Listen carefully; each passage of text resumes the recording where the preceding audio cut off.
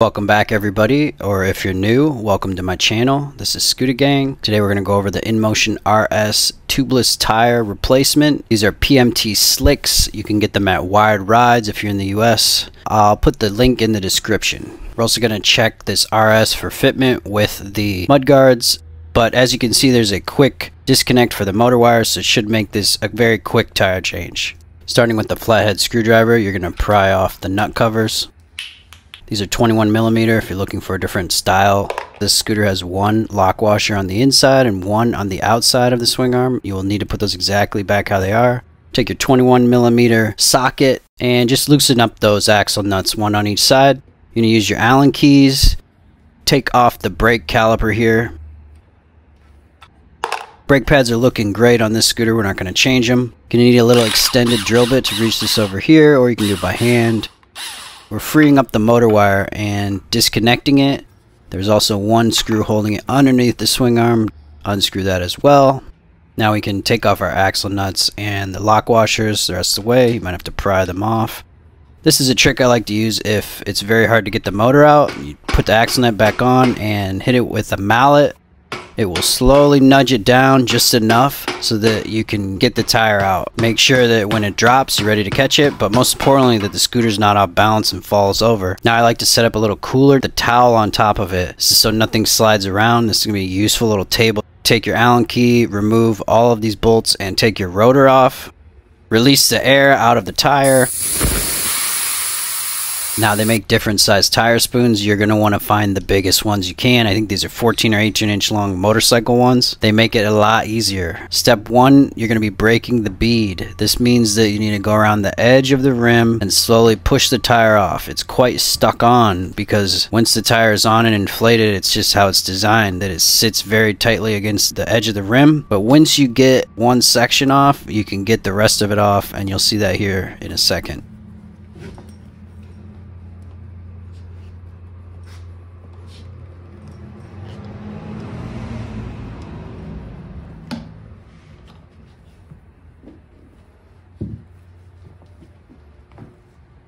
And here you see we got it off all the way from the tire. We're going to flip it over and do the same thing to the other side so that it's completely loose from the rim. Because as you see here, it's still stuck. That's just how it is when you take the tire off. On these tubeless tires, you're going to have to break the bead, use a little muscle to get this done. Really, once you get it in there just a little bit, you see it kind of gets started, and then you can get the rest with your hand. That's all it really takes with this.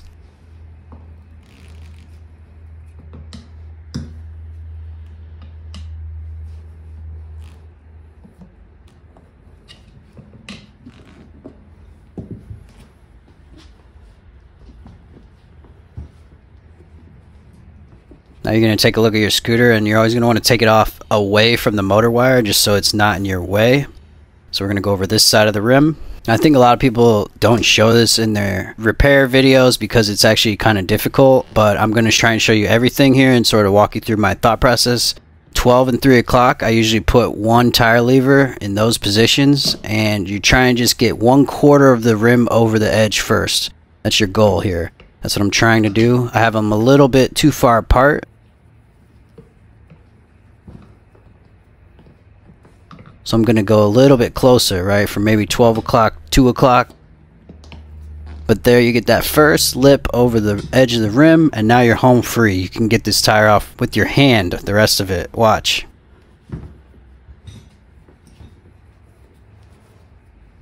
That's the first half off. Now when we flip it over, we'll see that we still got to do the other half.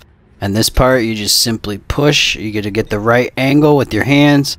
But literally, it doesn't take more than half of my body weight, and this comes out. I'm not pushing that hard. It's very easy to do. You just got to use the right angle and the right technique. Now we're going to take our new tire, find the rotation arrow, and we're going to line everything up. Make sure, double check with the scooter, make sure you're putting the tire on the correct way. You do not want to have to take this back off and redo it again. It's a pain in the butt. Anyways, the first part we can get by hand here. You just line it up. You're doing the exact reverse motion of what we just did when we took the tire off. You can use a little Windex to lube it up if you need to, but honestly you don't need it. This ended up actually making it a little too slippery for me. But anyways, Your first job is to get that first part of the rim inside the tire.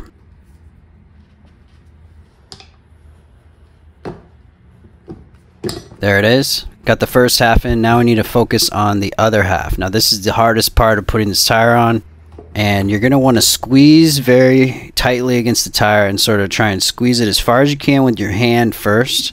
It's not as easy as it looks, but you can get it. I know you got this.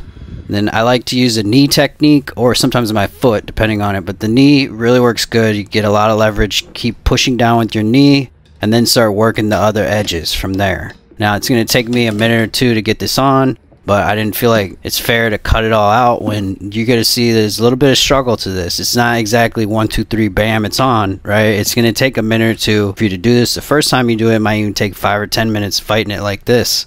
You will get it on, trust me. You will get the tire on. Just keep going.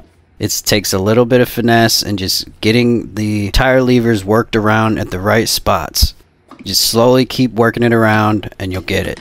But I'm just going to let this play out for the next minute or so until we're done. Feel free to skip ahead about 45 seconds if you don't want to watch this.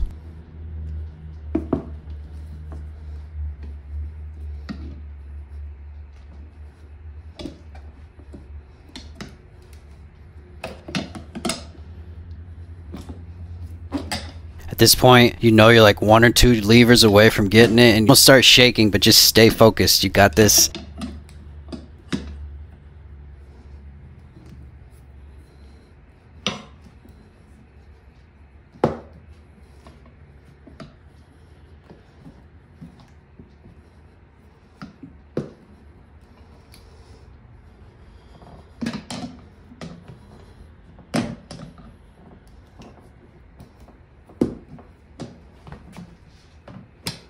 Next, we're going to need a ratchet strap, and it helps if you cut off the extra end just so it's not in your way. Put it around the circumference of the tire like this and tighten it down. Make sure it's all centered very well, and then crank it down super tight. Super tight. What this is doing is pushing the edge of the tire down so the air won't escape when we go and inflate it. You're going to want to run your air compressor at a high PSI. I think I had it around 80, and pumping that air as fast as you can so it doesn't leak out. And then take the ratchet strap off, and your tire is going to be seated. If it's not quite perfectly centered, then you're going to want to keep adding air until it sort of pops out and centers perfectly around that rim.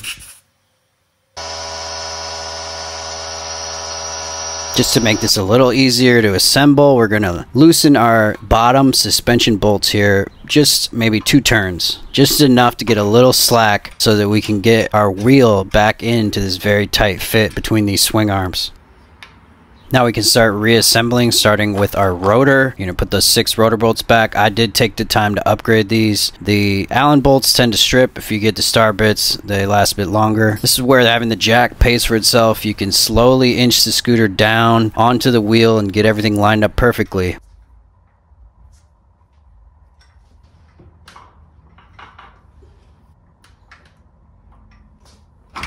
Then it's just a matter of tightening our axle nuts, retightening our suspension bolt, putting the axle covers, valve stem cover. Make sure your motor wire is back how it started, completely tightened down and screwed back. And we have a slight bit of rubbing here just by 1 millimeter on this fender, so I'm going to take that and just grind the edge down just a little bit. Not going to be pretty, but I don't really care. It's just about having the best riding scooter. That's why I put these tires on. Yes, they might be a hair wider, but they are worth it. To me, this scooter is now perfect, good to go. Let's pump those tires up to 35 PSI. I cannot wait for this rain to stop these next couple days so I can go rip this scooter. It is like beautiful to me now. Let's do the back tire real quick. It's going to be the exact same process, so we'll skip that. There you go. Finished Inmotion RS. We did have a tiny bit of scraping here on that one rim. Fortunately, we might take a little black touch-up paint, fix that, but all in all, pretty good job. And for all you guys thinking about buying this Inmotion RS, I'm going to have a full review out probably around 500 miles, but just keep in mind that you can get it at WYRD RYDS with these PMT tires pre-installed for you, so you don't have to do any of this work I just did, free of charge. So that's something you really need to consider when you buy this scooter. You can save yourself buying tools and trouble, whatever might come up. You never know, when you're changing your tire, you might strip a screw and it sets you back days. But this is something they can do for you. They're happy to set up. They'll give you the choice of the tires that you want. You can either have the slicks that we just talked about or a Stradale, which are a treaded one. Equally good if you're going to be riding in all weather. Anyways, shout out to WYRD RYDS. I'll drop their link in the comment. Thank you again for watching. Scoota Gang out.